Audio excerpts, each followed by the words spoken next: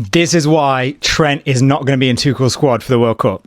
I think last night, look, we witnessed, let's say, two great teams historically come together in Real Madrid against Bayern Munich at the Bernabeu. Now, honestly, this was such a weird match because I think, although it was at the Bernabeu, Bayern Munich went in as favourites into this game because they just seem to be playing really good football at the minute in terms of domestically. Although, obviously, look, Bundesliga is a drop-off compared to La Liga, but Harry Kane's still firing. Elise is arguably might be like top 2-3 players in the world right now on form. Obviously, like going into the game, Real Madrid didn't have Thibaut Courtois injured. Rodrigo is also out, obviously, for the rest of the season in the World Cup. I don't know if he would have started. I love Rodrigo. I think when they didn't have Mbappe, him and Vinny on either side with Jude down the middle was perfect. Mbappe, for me, has just messed up the sort of cohesion there. One thing that this sort of really put a spotlight on was the lack of control in midfield from either side, really, but specifically Real Madrid. Tchouaméni, I've never really been a fan of Tchouaméni, I'll be completely real with you. I've been a massive fan of Camavinga, who also has not stepped up as I expected to. I mean, he's still young, but I'd expect Tchouaméni to do better in the middle of the park. One thing you saw when Jude came on, who's not even fully fit, he's the only guy from the middle who can drive with the ball and progress the ball, like just by driving forward. And sometimes you need that. And he was making some lung busting runs when he came on. And I was like, yo, they miss him so much. Jude is, yeah, like if Tuchel doesn't start him, I don't know what's wrong, man. Maybe just racist, I don't know. But honestly, like, it was a weird game because Bayern Munich always looked like they were in control of the game weirdly. However, where if they lost the ball in the final third, Real Madrid was so good on the transition. Like with Vinny, with Mbappe and Arda Güler, I thought they were so good just moving the ball upwards towards them. Mbappe missed so many chances. Manuel Neuer, who, I'm not going to lie to you, I've never been a massive fan of him. I understand how some people say he's the greatest keeper ever, which I think that's a reach. I think he changed goalkeeping. Like the whole sweeper keeper thing, he made popular. I don't know if he was the first to do it, but he made it popular to do that. And sometimes he pulls off some amazing saves. But he's got a bozo gene, man. He's definitely got the bozo gene. But last night, and look, we saw the bozo gene on the weekend in their league game against Frankfurt, I think it was. But last night, he was on top form. He made some amazing saves from Mbappe, but there were some times where Mbappe should have just done better. Mbappe could have had a hat-trick easily last night. I thought Vinny could have played better. He had a couple of chances himself. But it was the midfield for me that was just, there was no control in that. There was nothing in that midfield. And then let's get on to Trent. I think we saw exactly what Trent is in this match. We saw it at Liverpool a few times as well, where for the first goal, he lets Luis Diaz, who I think Luis Diaz is a weird footballer. I used to think he was, when he first came to Liverpool, I was like, oh my God, this guy's going to be amazing. And then he kind of never kicked on. But one thing he's always had is he's clinical. And that's what Real Madrid lacked. Like, my guy got inside of Trent for the first goal and finished clinically. Like, his goals always, I think, gloss over his crap performance. But at the end of the day, if you're getting goals, it's fine. Like, even if you're a winger.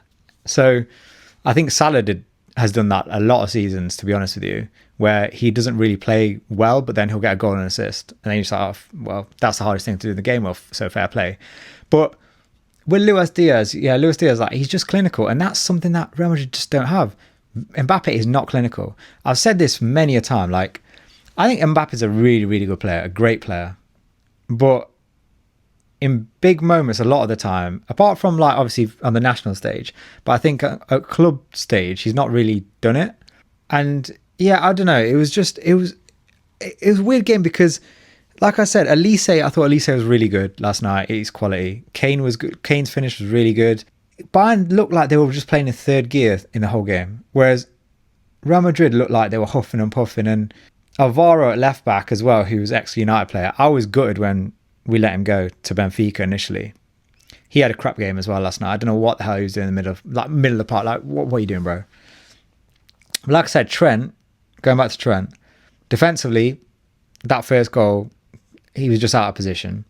And then you saw the brilliance of Trent for Mbappe's goal. That cross that he delivered along the ground, insane accuracy.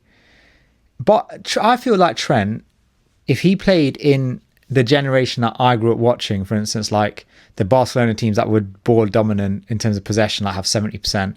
If he was in that, like say he was the Dani Alves in that team, Trent would be seen as one of the best players in the world. Off the ball, he just switches off. He doesn't have the concentration to be an elite fullback from a defensive point of view.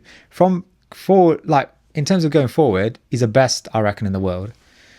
And like I said, you saw that last night. I think one thing I also didn't get, I know Lunin came in for Thibaut Courtois. Why the hell were they playing short at the back, man?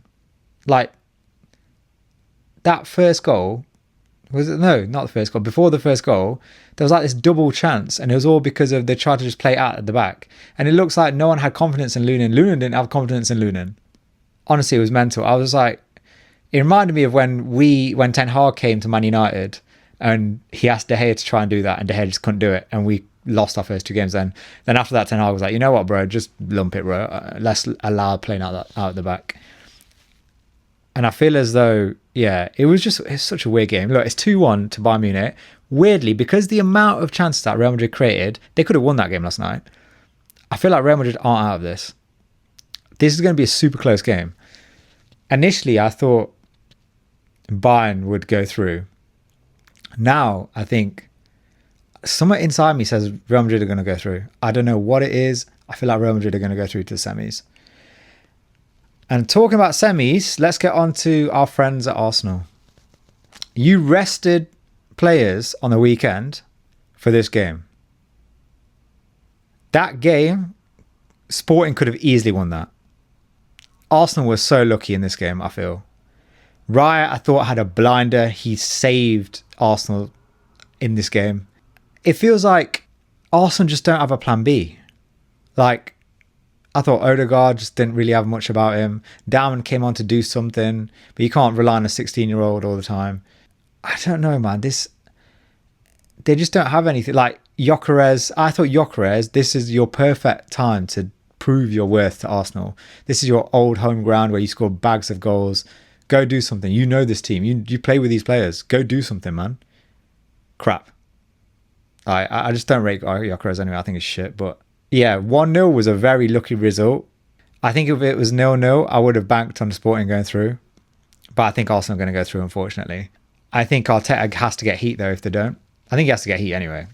But for saying you rested players against Southampton for this game, essentially, and that was the performance you got, diabolical. Absolutely diabolical. Like, if I'm an Arsenal fan, man, yeah, I'm worried. And I heard on a podcast yesterday that I think Arteta's win percentage as a manager is the lowest in the month of April. So good luck, Arsenal fans. Good luck. Honestly, I can't wait. I can't wait for the bottle jobs, the ultimate bottling to begin this month. But yeah, man, it's a couple of more semi-finals tonight. Let's see what happens. Hopefully there's some good games in there. But yeah, honestly, like, I felt sorry for anyone who watched the Arsenal match over the Real Madrid match, I'll be real. The Real Madrid match was pure quality, like, in terms of entertainment-wise. I think if you were a fan of either of those teams, you would have been like, oh, what the hell, my heart is pulsating right now. But no, honestly, it was, yeah, man, it was nice to watch. But yeah, if you are enjoying this content, please remember to like, share, comment, subscribe. I'm going to be dropping these videos daily, just chatting about football, my views on stuff, why I think, you know, people think I have weird views on football. So that's why I was like, you know what, let's just do this. But yeah, follow up on TikTok as well. That's where I usually post most of my content. But yeah, peace.